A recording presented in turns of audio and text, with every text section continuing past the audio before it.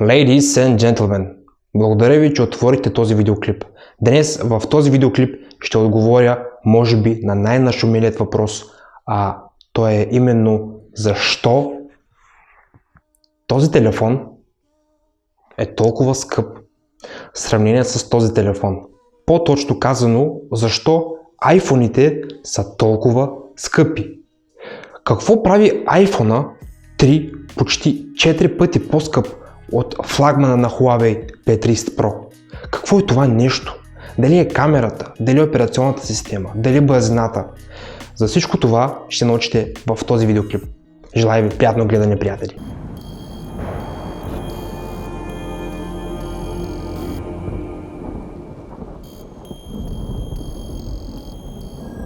Технологичният гигант Apple стана първата трилионна компания в света. Това се очакваше да стане още преди 4 години, но по ред причини все не се случваше.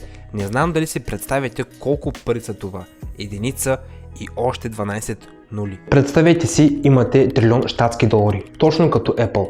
Какво бихте направили с тях? Какво бихте си купили? Къде бихте ги инвестирали? Долу в коментарите споделите вашето мнение. Може би сте хейтър на Apple, може би не ги харесвате, но те успяха да го направят. В основата на бизнес модела на Apple е продажбата на софтуер и хардуер, които взаимно се допълват. Той е диверсифициран, който означава, че разчита на няколко сегмента. Това са смарт устройства и аксесуари, продукти за дома, здравни, финансови и стриминг услуги. Макар че разширява асортимента си, за приходите си брандът продължава да разчита на 3 основни продукта. Това са iPhone, iPad и Mac. Определено iPhone не са най-продаваните телефони на пазара. На първо място е Samsung, на второ място е Huawei, а на трето място е iPhone.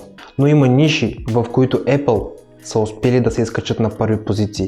Например AirPods, това са най-популярните слушалки. Например Apple Watch, най-популярните смарт часовници. Но за никой не е секрет, че по-голям процент от приходите в Apple идват именно от продажбата на iPhone-ите. На тяхна база се разработват операционни системи и допълнителни услуги като iCloud, Apple Music, Apple News и Apple Pay. Следвайки тези принципи, през 2019 година корпорацията представлява 6% от общата икономическа продукция на САЩ. Продуктите на Apple завладяха пазарите на повечето страни по света, въпреки високата цена. Но защо iPhone е толкова скъп? iPhone е скъп в сравнение с много телефони с Android по няколко причини. Първо, Apple разработва и произвежда не само хардуера на всеки телефон, но и софтуера. Самият производител контролира целият потребителски интерфейс. Много конкуренти произвеждат телефони и използват операционна система на Android, за да ги пуснат на пазара. В случая с iPhone се завършва внимателна интеграция на софтуер и хардуер, за което са нужни повече ресурси и е по-интензивно. Следователно това естествено повишава цената на телефона. Добре, не е ли малко странно? iPhone-ите са скъпи телефони и са купувани. Но защо са на трето място по продажби? Защо не могат да се конкурират с Samsung? Сега това, което ще споделя, изобщо няма да се хареса на хейтерите на Apple.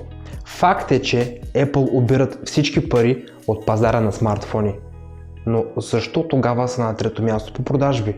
За да ме разберете по-лесно и по-правилно, ще ви дам един пример.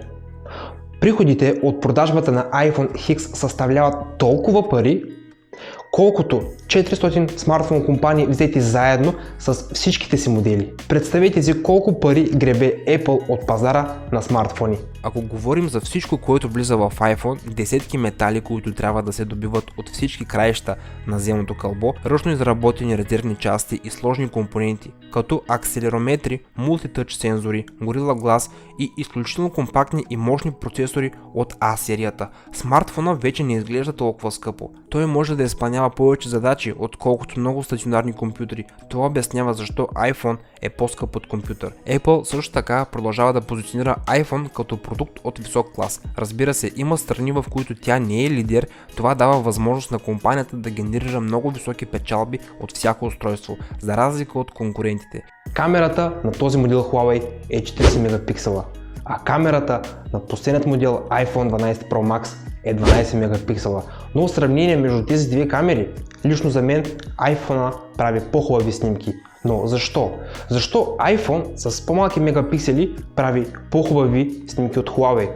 Истината е, че iPhone или по-точно Apple наистина могат да работят много по-добре с ниски параметри. Към днешна дата iPhone е най-печелившият продукт в съвременната история. Приложенията за iPhone изглеждат и по-стилни в сравнение с Android. Повечето популярни програми са налични и за двете операционни системи. Нещо повече, дори когато приложенията са налични едновременно за iPhone и Android, можете да видите по-добър дизайн на версията на iPhone. Например, можете да видите някои нови функции на Snapchat и Spotify, но те са много по-добре представени на iPhone. Нещо повече, някои нови приложения се появяват само за iPhone, поддържащи разширена реалност.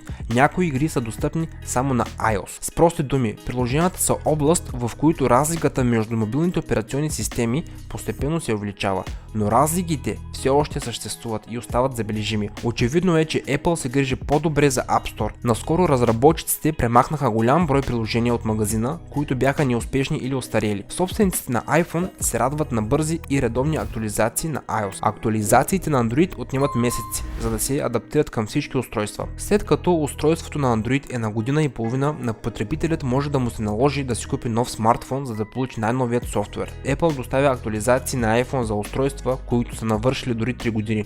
По този начин компанията предлага поддръжка за модела 4S на iOS 9, докато за по-старите телефони на Android подобно не е на лице. В тази операционна система поддръжката и актуализацията на устройствата е много по-бърза. Примерно Google обещава максимум 2 години за устройствата на Nexus, а за устройства на други компании още по-малко. Това е много обективна причина, поради която iPhone е по-скъп от други смартфони. iPhone струва по-скъпо, когато го препродавате. iPhone запазва стойността си по-дълго от телефони с Android. Ако продадете своя Android смартфон, който е на 1-2 години, дори ако е флагмански модел, често ще получите много по-малко пари за него, отколкото сте платили. В същото време, когато продавате по-стар iPhone, вие можете да получите сума, която е почти 2 пъти по-висока от цената на телефон с Android, които са излезли едновременно на пазара. Lighting срещу USB кабелите. Каква е разликата? Apple използват Lightning кабел за зареждане и синхронизиране на iPhone. Този проводник е значително по-добър от микро USB кабела, който повечето телефони с Android използват за подобна цел. Магазин и поддръжка. Когато изтеглянето на приложение не протича по план или когато инсталирате услуга и ако производителността на iPhone се влоши, Apple Store незабавно анулира процеса. Можете да разрешите този проблем за няколко часа и да не чакате 1 или 2 дни, когато iPhone ви не работи. Поддръжката на клиенти в Apple Store често е стъпка по-напред пред помощта, която производителите на устройства с Android могат да предоставят по телефона или в специализирани магазини. Простота на използване. iPhone преди всичко е по-лесно да се персонализира и използва, отколкото повече телефони с Android. Това също дава обяснение защо iPhone X беше толкова скъп. Днес Google предлага по-голяма лекота на използване от по-старите си версии на Android, но не всички телефони използват тези актуализации. Например, Samsung е изминал дълъг път в упростяване на Android с Easy Mode, но все още има някои проблеми. Разбира се, това не е проблем за напредналите потребители. Управление на слушалките. Ако обичате да слушате музика и постоянно трябва да наблюдавате плейлиста си, iPhone има предимство за своите слушалки, които могат да контролират много аспекти на възпроизвеждането. Стандартните слушалки на iPhone могат да възпроизвеждат, поставят на пауза, бързо да превъртат напред или назад дадена песен. Потребителите на iPhone също могат да контролират силата на звука без да използват телефона си, благодарение на бутоните за увеличаване и намаляване на силата на звука. В допълнение, Apple включва възможността за Siri, така че потребителите да могат едновременно да осъществяват телефонно обаждане и да извършват други действия. Това е голямо предимство, което липсва на повечето телефони с Android. Днес има повече възможности за управление на слушалките на устройства с Android, но те далеч не са универсални. iMessage, FaceTime и FaceTime Audio. Apple улеснява комуникацията с други собственици на iPhone и iPad, като предоставя 3 уникални услуги, които правят комуникацията бърза и лесна. iMessage позволява на потребителите да изпращат по-дълги съобщения наведнъж и те могат да бъдат изпращани до всяко друго устройство на Apple, което те притежават. FaceTime предоставя чудесен начин за видеочат. За разлика от други програми, той е вградено телефонно приложение, така че е лесно да превключите от телефонно обаждане към видеообаждане с FaceTime просто с един клик. FaceTime Audio също така помага на потребителите на iPhone да осъществяват разговори, даже когато нямат добра интернет връзка.